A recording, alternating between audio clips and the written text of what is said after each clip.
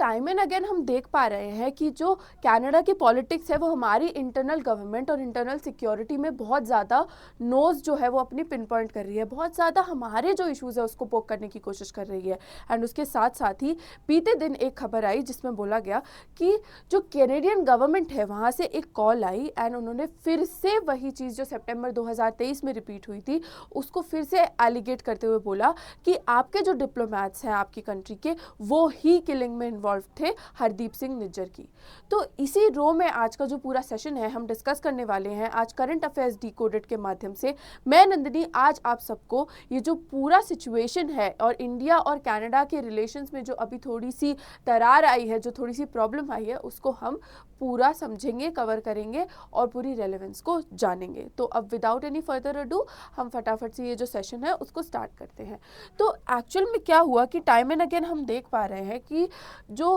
Canadian government है वो काफ़ी ज़्यादा इंटरेस्ट ले रही है हमारी पॉलिटिक्स की चीज़ों में, और इसका जो मेजर रिलेशन लगाया जा रहा है वो आ रहा है इंडियन डायस्पोरा से जो वहाँ पे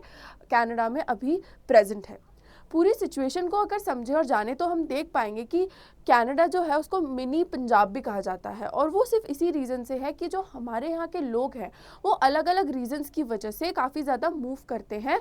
जो कनाडा है वहाँ पर, जिसकी वजह से जो वीज़ा पॉलिसीज़ है, जो मूवमेंट पॉलिसीज़ है, एजुकेशन, ये सब जो इंडियंस के लिए है वहाँ पे वो काफ़ी ज़्यादा एक्सेसिबल है। और उसी बीच क्या होता है कि सितंबर 2023 में जो कनाडा के प्राइम मिनिस्टर हैं वो आते हैं और बोलते हैं कि इंडिया के जो हाई लेवल डिप्लोमैट्स हैं वो इन्वॉल्व है किलिंग में एक प्रो खालिस्तानी लीडर के। और सिर्फ इसी वजह से जो था एक तरीके से हम बोल सकते हैं कि जो फाइट्स हैं वो इंस्टिल हुई और बढ़ गई।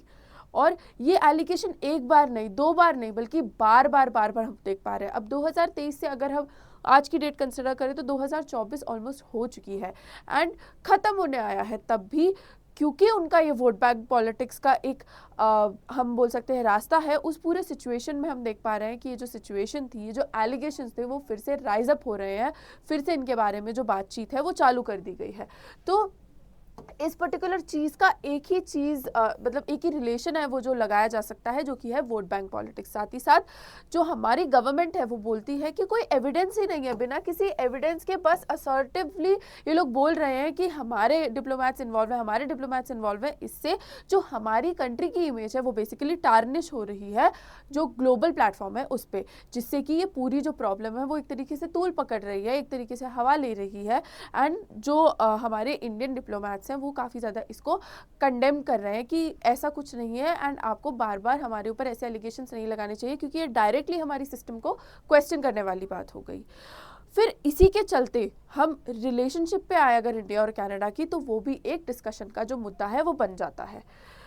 पर उससे पहले मैं आप सबको बताना चाहूँगी कि हमारे प्लेटफॉर्म पे अभी क्लोज टू 50% ऑफ चल रहा है। अगर आप लोग अपनी तैयारी जो है वो चालू करना चाह रहे हैं तो आज ही के आज आप सब्सक्राइब करें हमारे प्लेटफॉर्म पर, और यूपीएससी सीएससी का जो सब्सक्रिप्शन है उसको लें। आप कोड यूज़ कर सकते हैं NST लाइव, जिससे कि आपको मैक्सिमम जो डिस्काउंट्स हैं वो अवेल हो जाएंगे। हम लोग इंश्योर करते हैं कि आपको इंडिया के बेस्ट एजुकेटर्स से आपकी प्रिपरेशन जो है वो इंश्योर की जाए। डाउट रेजोल्यूशन, यूपीएससी का प्रीलिम्स, हमारा मेन CSAT, हर चीज़ हमारे सब्सक्रिप्शन में इंक्लूडेड होती है। हम बैच वाइज नहीं चलते हैं, तो अगर आप हमारे प्लेटफॉर्म को सब्सक्राइब करते हैं तो आप अपनी पसंद के कोई भी एजुकेटर का जो कोर्स है और जो बैच है आप उसमें एनरोल हो सकते हैं और आप उनसे पढ़ सकते हैं। हमारे पास हिंदी, इंग्लिश और हिंग्लिश तीनों जो हमारे मीडियम्स है उसमें एजुकेटर्स उपलब्ध हैं। अभी 11 अक्टूबर को लेटेस्ट बैच जो है वो चालू हुआ है, तो आपसे रिक्वेस्ट है कि जल्दी से जल्दी इस ऑफर का इस्तेमाल करें एंड अपनी जो प्रिपरेशन है उसको एक एज दें। तो अब जब हम इंडिया और कनाडा के जो रिलेशंस है उनको अगर थोड़ा सा डिस्कस करें और उनकी लाइट को समझे तो हम देख पाएंगे कि करंटली स्ट्रेन्ड है। इससे पहले काफ़ी ज़्यादा अच्छे हुआ करते थे, जैसा कि मैंने आपको बैकग्राउंड में भी बताया कि हमारा जो डायस्पोरा है वो काफ़ी रिच है कनाडा में। तो हम देख सकते हैं कि काफ़ी ज़्यादा जो प्रॉब्लम्स है वो अभी रिसेंटली इमर्ज आउट होना चालू हुई हैं, क्योंकि ट्रूडो ने कमेंट किया, इसीलिए ये जो पूरा बैकड्रॉप है वो फिर से आया और ये जो कैनेडियन पॉलिटिक्स का रो है वो एक तरीके से चालू हुआ, जिससे निज्जर की डेथ प्लस अभी जो लाओस में बेसिकली हमारी समिट हुई है वो सब हाईलाइट हुई। क्योंकि इस बीच ये भी देखा कि एलिगेशंस के साथ साथ काफ़ी एक कॉन्ट्राडिक्टरी स्टेटमेंट भी आया from the Canadian government which was कि एक ब्रीफ मोमेंट के लिए डिस्कशन हुई Indian prime minister which is Narendra Modi उनके साथ, and we have thought of discussing over the real issues of our country. यानी कि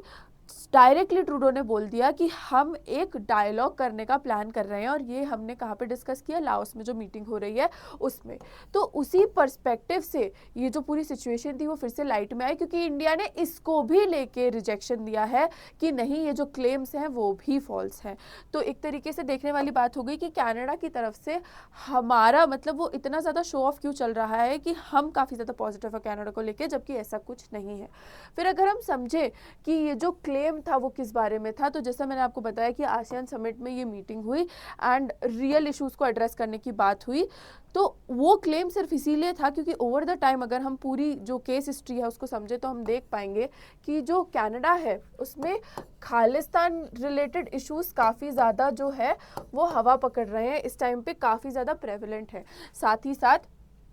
जो ट्रेड है, कॉमर्स है, वो भी इम्पैक्ट हो रही है, क्योंकि इंडिया जो है वो काफ़ी ज़्यादा स्ट्रिंजेंट मेजर्स ले रहा है कनाडा के प्रति। जैसे कि आप देख पा रहे हैं कि डिप्लोमेटिकली कोई आंसर नहीं दे रहा है, जो भी चीज़ें हैं वो सिरे से नकार दी जा रही हैं। साथ ही साथ एक ट्रस्ट का लेवल जो है वो काफ़ी ज़्यादा क्वेश्चनेबल हो गया है इन केस ऑफ कनाडा, क्योंकि जो इंडियन लोग हमारे कनाडा में रह रहे हैं उनके जो पॉइंट ऑफ व्यूज़ हैं वो डिफरेंट है, और यहाँ के जो पॉइंट ऑफ व्यू है वो डिफरेंट है। और पैरेलल एक तरीके से हम नोटिस कर पा रहे हैं, कुछ इस प्रकार का ड्रॉ हो गया है कि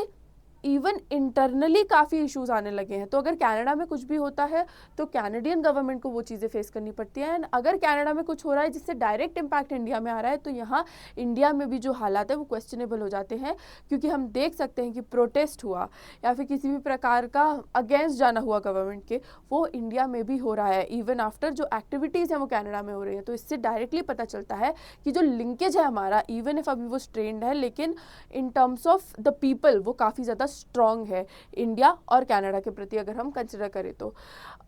ये जब स्टेटमेंट आया तो इसका जो डाइसीनेस है, इसकी जो प्रॉब्लम है वो हम तभी समझ पाएंगे, क्योंकि जैसे ही स्टेटमेंट आया तो ट्रूडो ने कोई भी क्लैरिटी नहीं दी कि किस प्रकार का जो सेंसिटिविटी है इशू की वो डिस्कस की जा रही है या कोई भी डिटेल्स। तो इससे हम डायरेक्टली समझ पा रहे हैं कि जो इंडिया ने मना किया है कि कोई भी क्लेम्स है वो बिल्कुल भी सच है। फिर अगर आगे हम समझें रिस्पॉन्स के बारे में, तो रिस्पॉन्स के बारे में मैंने जैसे आपको बताया कि डायरेक्टली मना कर दिया कि नहीं, कोई सब्सटैंटिव डिस्कशन नहीं हुआ है, नॉर्मल हाई हेलो हुई है, नॉर्मल बातचीत हुई है, हमने किसी भी इशू को यहाँ पर एड्रेस करने की बात नहीं की। हम एक समिट में गए थे, अटेंड किया, सब जो लीडर्स थे वहाँ पे मिले। अगर किसी बायलैटरल टॉक का या बायलैटरल डायलॉग का हम बात करें तो ऐसा कुछ वहाँ पर नहीं हुआ, कोई मीनिंगफुल कॉन्वर्जेशन जो थी वो नहीं हुई, और इंडिया ने क्या किया है, डायरेक्टली रिजेक्ट किया है ट्रूडो के क्लेम को। वहीं पर स्ट्रेंड रिलेशनशिप्स की जैसा कि हमने बात की, वो मेजरली जो खालिस्तानी लीडर था हरदीप सिंह निज्जर, उसकी डेथ की वजह से था, क्योंकि एलिगेशंस टाइम एंड अगेन जो कनाडा था वो इंडिया पे डाल रहा था, एंड इवन अभी भी वही क्लेम कर रहा है, जिससे जो हमारी इंटेग्रिटी है, जो हमारा एक तरीके से ऑफिसर सिलेक्शन बोर्ड है, जो ऑफिसर्स हम डिप्लॉय कर रहे हैं, उस पर डायरेक्टली एक बहुत बड़ा क्वेश्चन मार्क पैदा होता है कि कैसे तो हमारे जो कंट्री के डिप्लोमैट्स हैं वो किलिंग और मर्डर्स में इन्वॉल्व है। क्योंकि अगर ग्लोबल प्लेटफॉर्म पे ये बात जाती है, जो कि जा रही है, तो ये काफ़ी ज़्यादा नेगेटिव इम्पैक्ट दिखाता है हमारा एज अ कंट्री, जिसकी वजह से हम टाइम एंड अगेन ये जो एक्शंस है जो कनाडा पुट अप कर रहा है अपनी वोट बैंक पॉलिटिक्स के चलते, उसको कंडेम कर रहे हैं, क्योंकि ऐसी सब चीज़ों से हमारी कंट्री की जो इंटेग्रिटी है वो क्वेश्चन हो रही है। जो कंसर्न्स है हमारी कंट्री के, वो मेजरली यही है कि हमारी इंटेग्रिटी पे आप सवाल नहीं उठा सकते, even after like we have such a strong hold in your country, तो भी आप हमारे ही पीछे पड़ गए हैं। और इंडिया के जो कंसर्न है वो काफ़ी ज़्यादा वाजिब है, और इसी की वजह से डिमांड करती है इंडियन गवर्नमेंट जो है वो एक्शंस अगेंस्ट कनाडा। जो ऐसी बातें हुई कि आप चीज़ें रिजॉल्व करें, तो इंडिया ने बहुत क्लियरली बोल रखा है कि ठीक है, हम चीज़ें रिजॉल्व करने के लिए तैयार हैं, हमें आपसे कोई प्रॉब्लम नहीं है, लेकिन उसके चलते आपको हमें क्या करना होगा, उसके चलते आपको हमें इंश्योर करना होगा कि हमारी जो कंट्री है उसके खिलाफ अगर किसी ने कुछ भी बोला तो आप जो है वो स्ट्रिंजेंट और स्ट्रिक्ट एक्शंस लेंगे। साथ ही साथ जो भी कम्युनल अनरेस्ट है और जो एक्सट्रीमिस्ट लिंक है आप उन पे भी काम करेंगे, क्योंकि हम एज अ कंट्री आउटसाइडर हैं और आपकी कंट्री में काम नहीं कर सकते, क्योंकि कई सारे लोगों के पास मेंबरशिप है, कई सारे लोग जो हैं वो वहाँ सेटल हो चुके हैं। तो आपका एज हमारा एलाय ये धर्म बनता है, ये काम बनता है कि आप जा करके हमारी जो है हेल्प करें, और अगर कोई भी इंडिया के अगेंस्ट कोई भी स्टेटमेंट देता है या एक्टिविटी करता है तो आप उस पर स्ट्रिक्ट से स्ट्रिक्ट एक्शन लें। जिसपे कि बहुत क्लियरली ट्रूडो ने ये बोला कि नहीं, हम ऐसा नहीं कर सकते, क्योंकि हमारे लिए तो कनाडा फर्स्ट पॉलिसी है, हम तो सिर्फ अपने सिटीजन्स को देखेंगे, जिसके चलते इंडिया जो था वो फिर से थोड़ा सा चिढ़ गया, एक ऐसे पर्सपेक्टिव में आया, एक ऐसे वो सिचुएशन डिलेमा में आ गया कि अब हम इनकी हेल्प क्यों ही करें, जिसकी वजह से वो कोई भी डिप्लोमेसी जो था उसको कंटिन्यू करने का इच्छुक नहीं रहा। और ऑर्गेनाइज्ड क्राइम भी काफ़ी ज़्यादा बढ़ गए हैं, उस पर भी रेजोल्यूशन की बात की गई। जो डिप्लोमेटिक टेंशन अगर हम कंसिडर करें तो वो यही है जो ये सारे इश्यूज़ को एड्रेस करती है, एंड इन्हीं सब वजहों से बेसिकली कोई भी अभी स्टेप इन पर्टिकुलर नहीं ले पा रहे हैं। इस सब की वजह से जो रिफ्ट है इंडिया और कनाडा की वो परसिस्टेंट है और उसको कोई भी ख़त्म नहीं कर पा रहा है, क्योंकि ऐसा रियलाइज़ करवाया जा रहा है कि ये दो कंट्रीज़ जो हैं वो एक मिडिल ग्राउंड लेने के लिए तैयार नहीं है, सेटल होने के लिए तैयार नहीं है, जिसकी वजह से हमें बाहरी एफर्ट्स की ज़रूरत है जिससे जो इश्यूज़ हैं वो रिजॉल्व हो जाए। तो आई होप ये जो पूरा आपको इशू था वो समझ में आया हो, और अगर ऐसा है तो please do like, share, comment and subscribe to our channel current affairs decoded. With this is me Nandini signing off for the day. I hope you liked the session. Thank you so very much for watching.